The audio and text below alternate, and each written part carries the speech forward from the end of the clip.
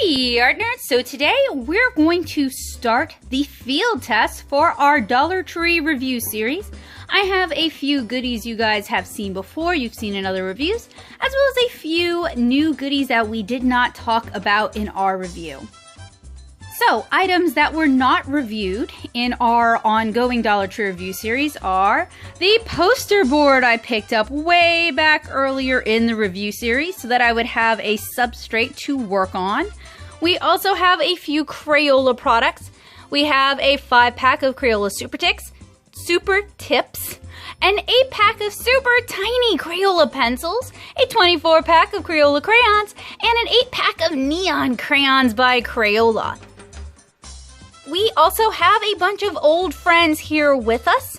The ink color point pencils, the Jot watercolor brushes, the R2 rollerball, one of the Jot mechanical pencils, the Pentel erasers, the Jot pastel highlighters, the Jot permanent markers, a bunch of Jot gel pens, as well as INC Clip Clicks gel pens, and what else? Oh yes, the Artist watercolor pencils and the Artist metallic pencils.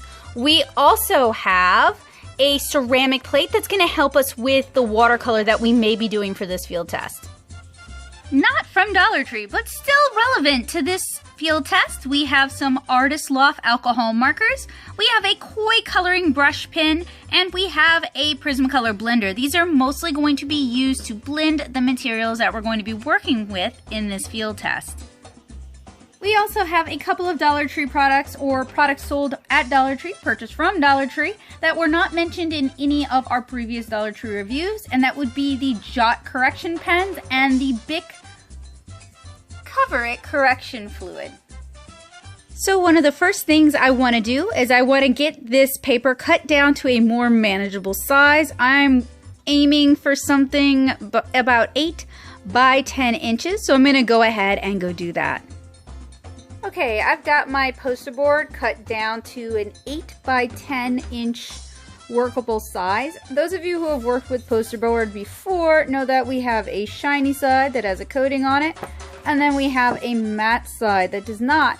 I figured the matte side would actually be the most receptive to what we're doing, so I think that's the side we're going to use. I also want to point out, as with any of these artistic challenges, if you're a kiddo and you're watching this at home and you're wondering why you can't do the same thing as your favorite artist, it's not just a difference in ability or a difference in experience, it's also the fact that your working conditions might be pretty terrible. Right now, I'm working on the floor. I'm going to have to work on the floor for pretty much the duration of this field test. That's just part of it. So my working situation is probably pretty similar to what a lot of you guys have to work with. Many of your favorite artists have the ability, are fortunate enough to work at a desk. They're fortunate enough to work in a studio with lots of lighting. They're fortunate enough to live in their own apartment where people are not going to be coming and going and they're not going to be disrupted. You, on the other hand, as a kiddo, you probably live at home with your parents. You probably have to stop creating art, stop drawing when they tell you it's time to take a bath or time to eat dinner, and you don't really have a lot of control over your environment. So before you compare yourself to some of your favorite YouTubers, just keep in mind that your environment is much different from theirs, and the fact that you're able to draw or produce anything at all is really phenomenal. It's really exceptional. I know some of you guys have to work on the floor because you don't have a desk, or you're working at your kitchen table, and as soon as it's time for dinner you have to clear everything away. So this field test isn't just about working with these cheap materials, it's also working in the sort of environment that I worked in a lot when I was a kid. So, you know, our lighting isn't going to be the best. Our shots are not going to be the best. This isn't a pristine white desk with perfect lighting and no cast shadows and the colors have been bumped up to 1,000,002 in saturation. This is a really real working environment and a really real scenario. So hopefully this will give you guys kind of an idea of, I don't know, like someone gets you, somebody sees you, like somebody understands the kind of environment that you're working in. And this is a very different working environment than what I usually work in Nashville. So I feel like you and I today have a lot in common. We have a lot in terms of our materials in common. and we have a lot in terms of our workspace in common, because I'm sitting on the floor on my elbows, hands, and knees, and sometimes I'm laying on my stomach trying to keep my head out of the shot. And you guys know that's really difficult. So what we're going to do today is, I already cut down my paper. I showed you guys what we're working with. I'm going to try to save the meat of this field test for tomorrow when the light's going to be in my favor and I'm going to be fresh. But what I'm going to do is I'm going to come up with a thumbnail image of what I want the final image to be. And I'm going to decide whether or not I want to sketch it with pencil and ink it, or if I want to sketch it with a color pencil and just go straight in with that sort of thing. So the first thing I'm going to do is I'm going to decide what image I want to put on our poster board paper. Okay, so for this part of the field test, I'm actually going to use some sticky notes I picked up at Dollar Tree to do my thumbnail image. Often I will doodle my thumbnail image on sticky notes and then plop it right beside my final image. Now the light is actually behind me, that's why you can see this cast shadow. So I'm gonna try to stay out of the light as much as possible, but that's actually gonna make it very difficult for me to record. So we're just gonna have to bear with this. Since you guys know what my situation is, I think you guys can probably be pretty understanding about the sort of restrictions we are facing.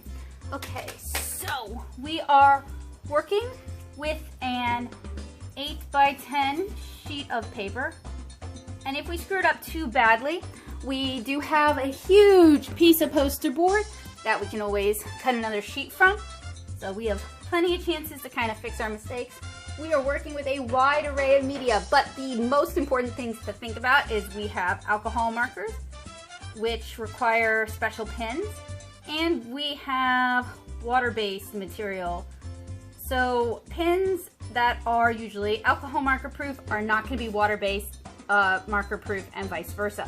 So our best, and also using graphite to sketch and then markering over that often ruins the markers. Now we are using the really cheap Jot markers, so I don't know if it's a big deal if we ruin them, but that can cause smearing, so that's something we kind of want to avoid. We also have a really wide array of different things we can use for this, but I really want to focus on using permanent markers as alcohol markers and water-based products like the Jot watercolors or the Artist Color pencils or even the Crayola Super Tips.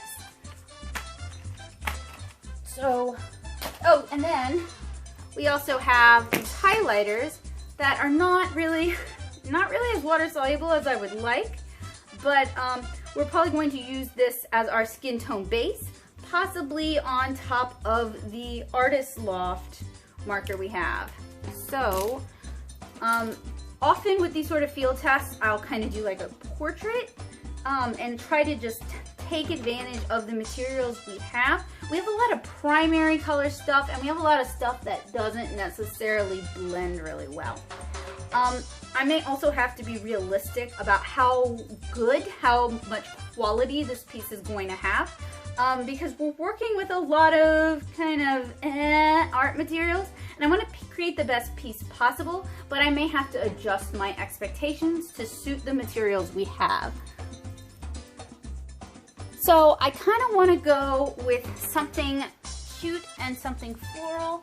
Initially I had sketched fairies kind of hanging out on leaves, and while I like that idea, I think that's a lot of work and a lot of more work than I have time for, because I have a con on Saturday that I need to keep in mind. So maybe we will just kind of simplify that and just sketch in some leaves and maybe some flowers, like some trumpet flowers.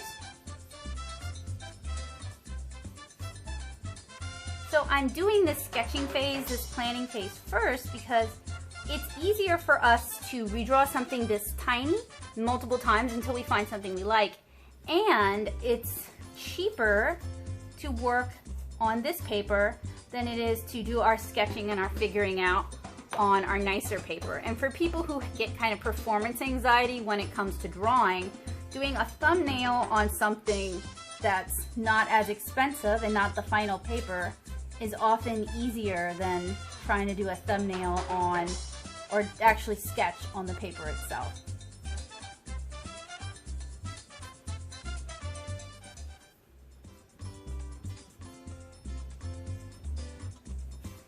Okay, so I have kind of my basic thumbnail sketch figured out. Now I need to decide if I want to do graphite, and I'm looking for it and I can't find it, inks.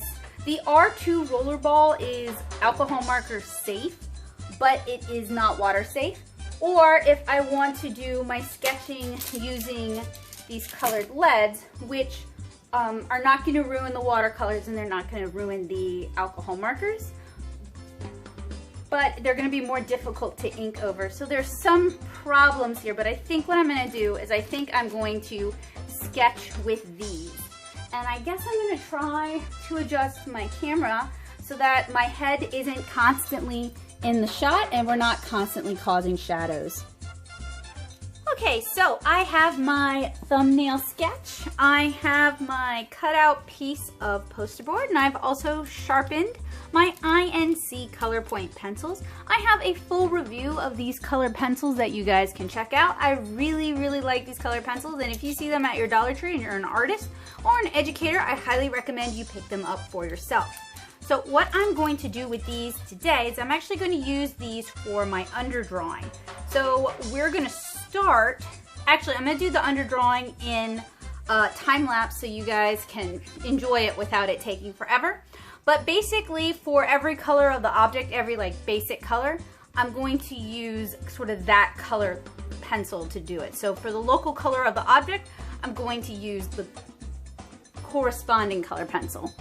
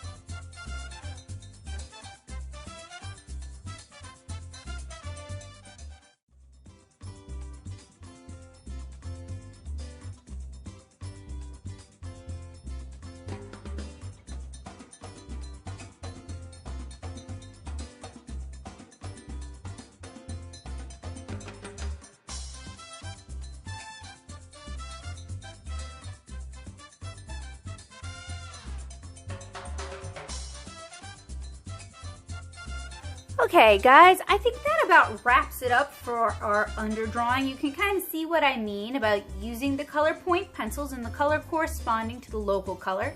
So we have green leaves, we have blue dewdrops, we have purple flowers, and I used pink and red to draw the majority of our little butterfly sprite here, with her wings being orange and the white areas being kind of a light blue.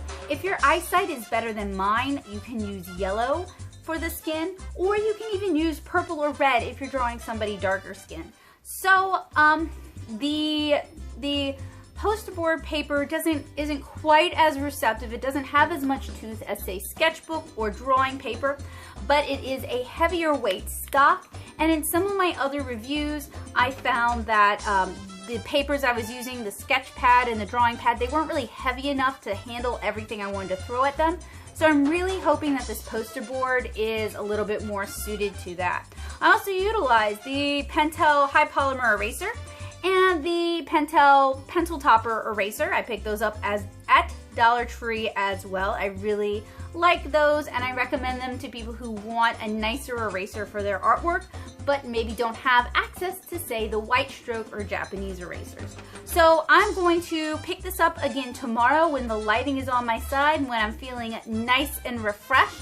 But I'm really thinking we're gonna lean very heavily with the alcohol markers and then use some of our other art supplies to add shading. So that's kind of the direction I'm going in right now. Alright guys, so it is a fresh new morning. Let's go ahead and get started with the alcohol marker portion of this field test. So for this, I'm going to be using Artist Loft markers as well as the Jot permanent markers. Now I have a full review of the Jot permanent markers as well as kind of a field test / demonstration where I show you guys how to do blending with these markers. So if you're interested in learning how to use these, go ahead and check that video out. I'm going to do this part in time lapse and then check back in with you guys with any thoughts or feedback I might have.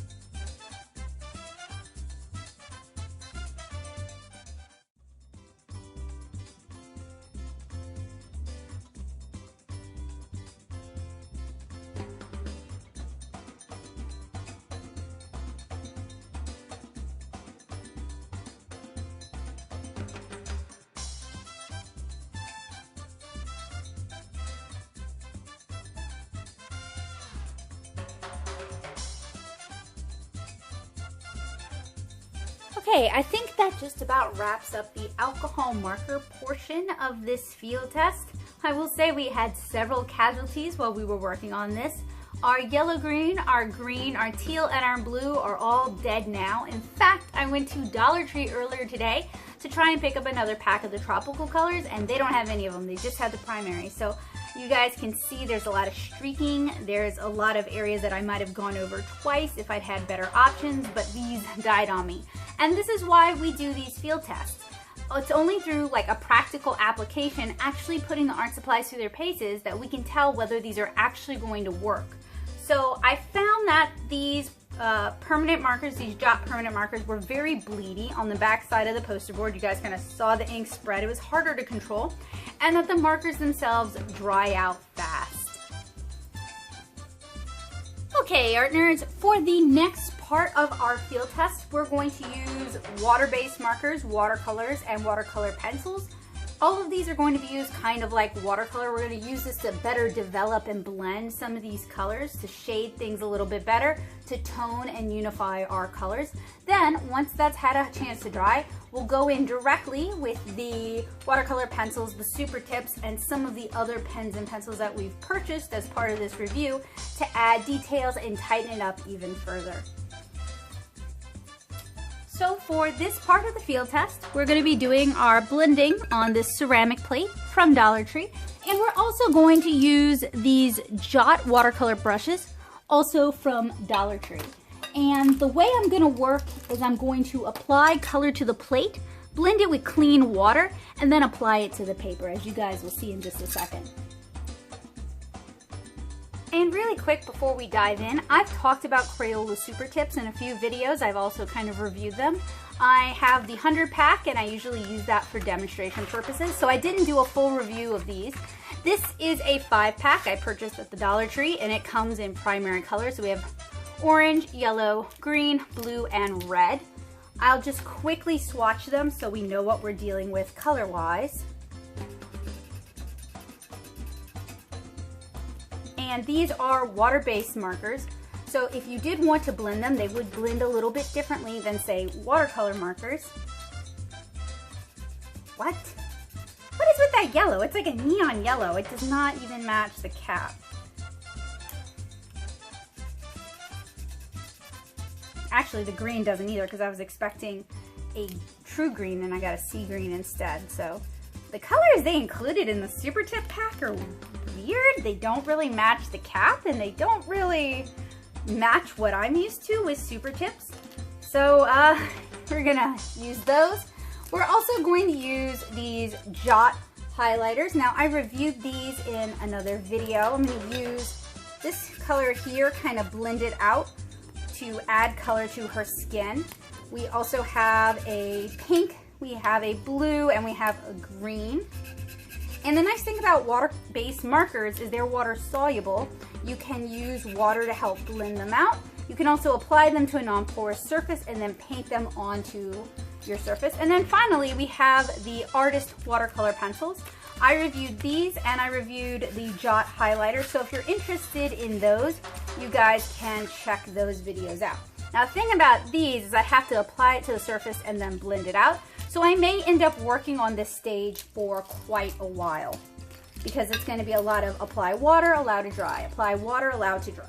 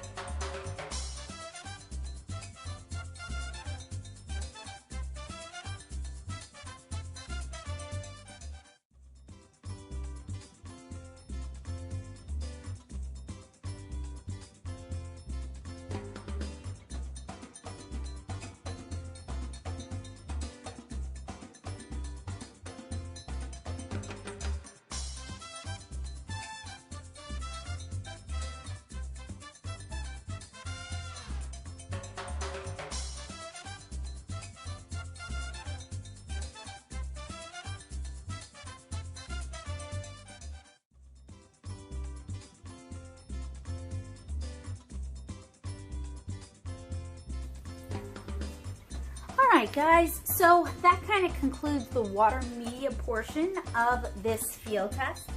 I found that the jot brushes are some of the worst brushes I've ever used. Even worse than some of the makeup brushes I used last time I did a big Dollar Tree challenge when I was creating art with makeup. You guys can check that out by clicking the card here. So I really hate these brushes.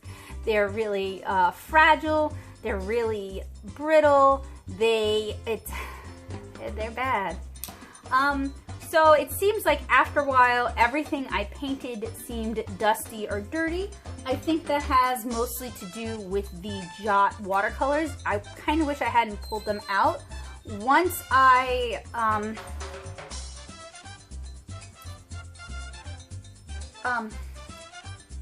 when I first started out with using just the highlighters and the Crayola Super Tips, the colors were a little bit cleaner. As soon as I started using the Jot watercolors though, it got really kind of dusty, a little bit dirty. I think that has to do with the optical brightness in the Jot watercolors.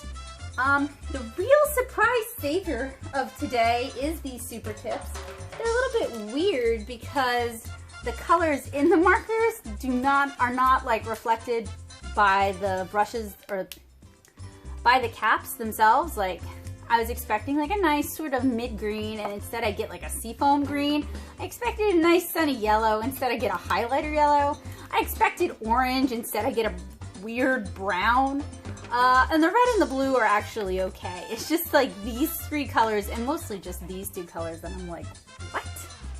So, it would be hard to recommend picking up at least Crayola's Super Tips from Dollar Tree because I've used a lot of Super Tips over the years, and while the caps are not always indicative of the color inside, there's never been that much of a color discrepancy. So next we're gonna start using color pencils. We might even try inking a little bit, and then we're gonna end with maybe these tiny miniature color pencils, crayons, and other crayons.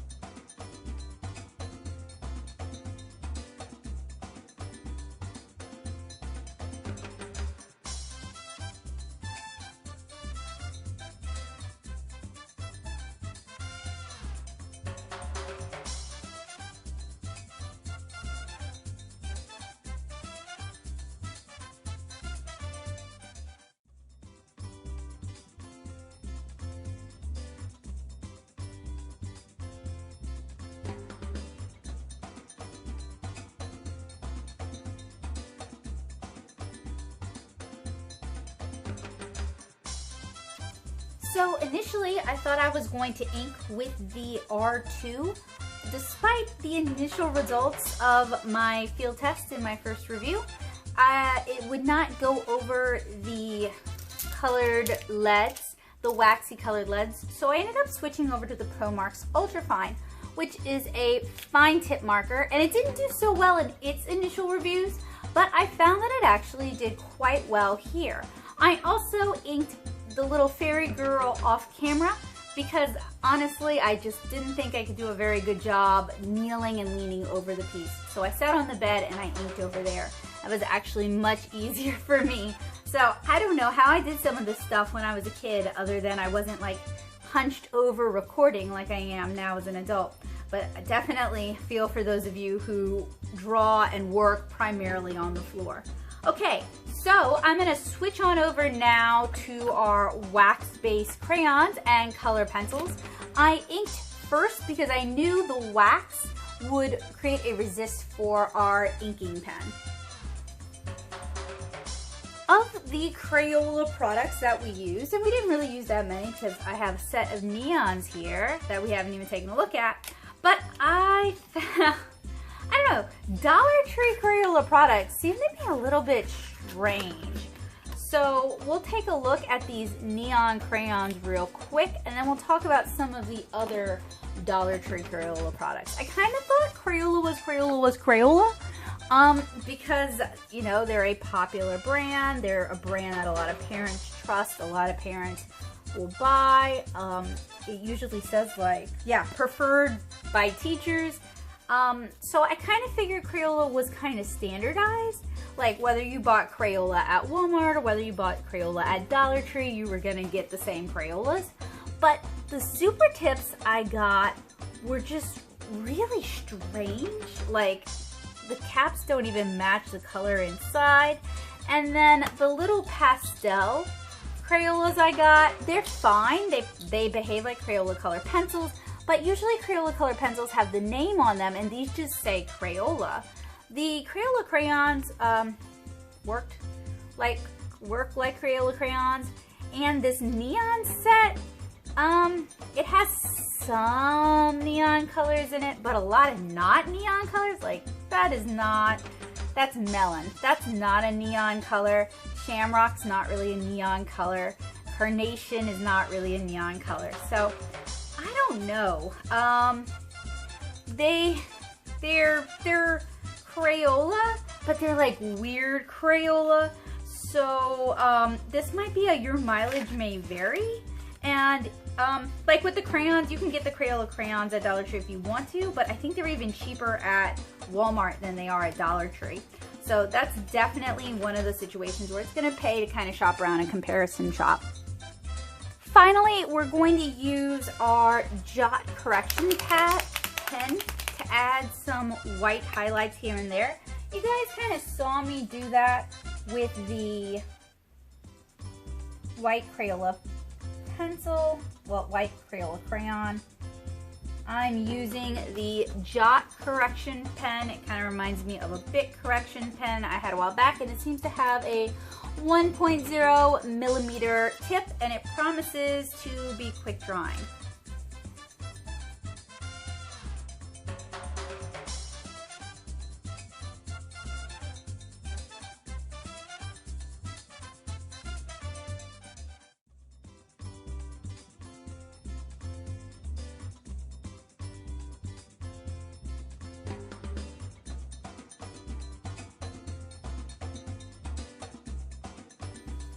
Alright guys, so today's Dollar Tree field test has been just a real challenge and a real eye-opener for me. These were products that, for the most part, I had reviewed as part of my week-long Dollar Tree review series, so I thought I was pretty familiar with what they had to offer. And then I also had some old favorites that I thought I was really familiar with and I thought I knew how to use. Today has been an interesting and exciting day, to say the least. So, we began our journey on Dollar Tree poster board paper, which you see there in the center. We sketched on it with INC color point pencils. Then we began using alcohol markers. We used a few Artist Loft alcohol markers, which are only available from Michael, so that was kind of one of our additions to this. But we also used the Jot permanent markers down there. And we found out that by completing this field test, you go through a lot of permanent markers. These permanent markers do not have a lot of lasting power. And I have used permanent markers as alcohol markers in the past. These are the quickest to run dry that I have yet to review. After we finished with our permanent markers, we used the Jot watercolor brush and Crayola Super Tips, as well as Artist watercolor pencils and Jot watercolors to add another layer of dimension to this piece. We also used Jot highlighters to actually add a little bit more depth to her skin and to add some blue to the whites in this piece. After that dried, we used color pencils. We used Crayola color pencils, we used the color points again, and we used the Artist watercolor pencils, and we inked with a ProMarks Ultrafine 5.0 fine liner. Finally, we went in with crayons, just trying to use that opaque waxy color to pull some highlights in.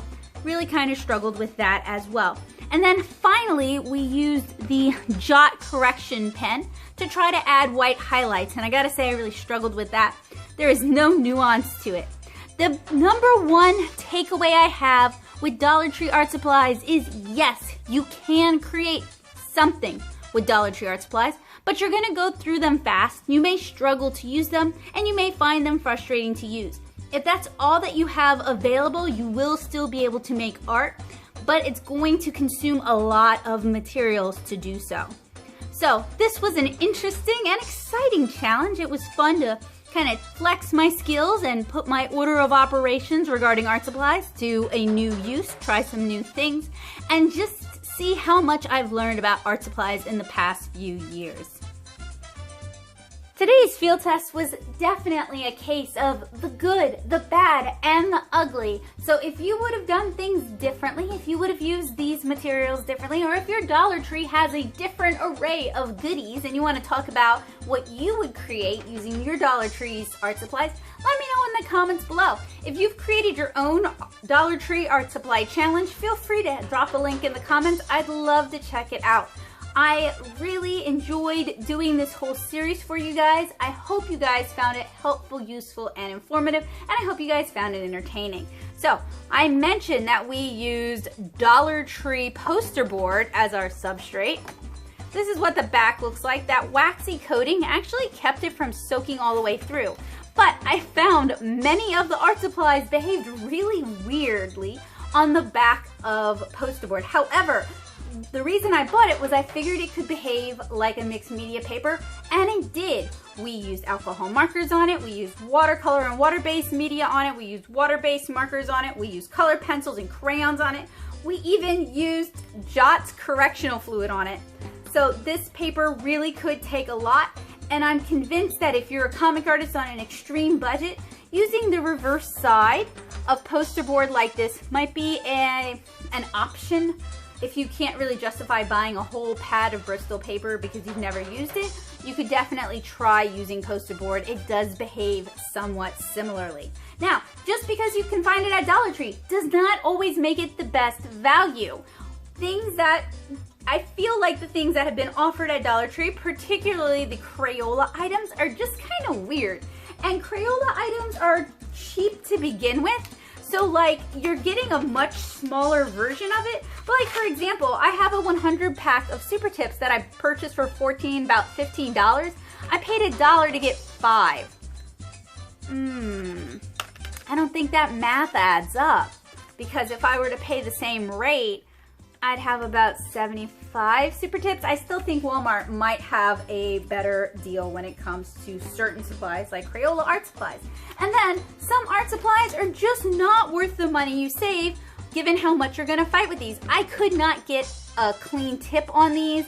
I couldn't pull a clean line with these. I couldn't even fill in small areas with these. It's like trying to paint with a broom.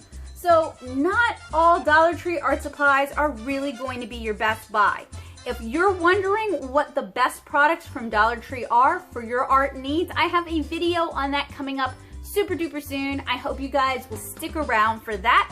And I hope you guys will check out some of the other art supply reviews I did in this Dollar Tree series. And I hope you guys enjoyed today's video and found it inspiring. The number one takeaway I want you guys to take from this video is you don't have to spend a lot of money to make art. You just gotta know what you're looking for. The flip side of that is the only reason I was able to make something that looked like this is because I have a lot of experience with art supplies and I know how to get what I want out of them. And even then, I still struggled a lot. So I hope this was useful for you guys, and I hope to see you guys again really soon. If you enjoy my content and you'd like to help me make more of it, make sure you click that subscribe button and hit the bell notification so you never miss an update. I have all sorts of cool alcohol marker, watercolor, and comic tutorials coming for you guys in the near future, and I have loads of them already here on this channel, so make sure you dig around, search around, and hit me up with any questions. I may have a video that has answered that. If you got a little bit of extra money and you want to say thank you for this video, one of the perfect ways you can tip me is by coffee or through Patreon. And you can find more about those in the description below, or you can head on over to patreon.com/natosoup and join the Art Nerd community. So this was a blast. I will see you guys in our next video, and I want to thank you guys so much for watching. Bye guys!